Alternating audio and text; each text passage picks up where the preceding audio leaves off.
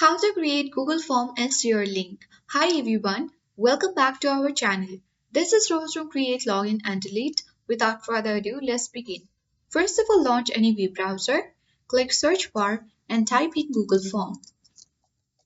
Press enter on your keyboard.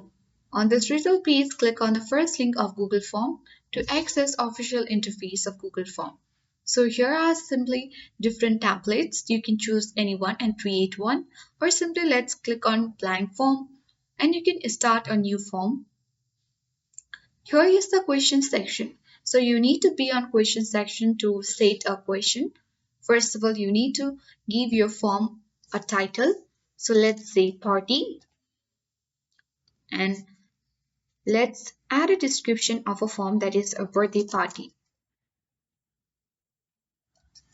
Now you can easily go to the untitled question section and you can easily create different questions according to your choice.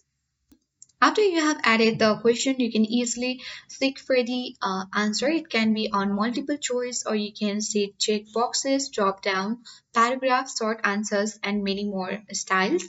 For now, let me choose multiple choice and let me add different options. You can add multiple options according to your need and the questions. You can even add multiple questions clicking on this plus button at top right corner. So let's add the gender and different options like female and the next option be male. Okay, once you have done this, now once you are ready with the questions, you can easily click on publish at top right corner of your screen and here you can choose the responders as well, and anyone with the link can easily respond.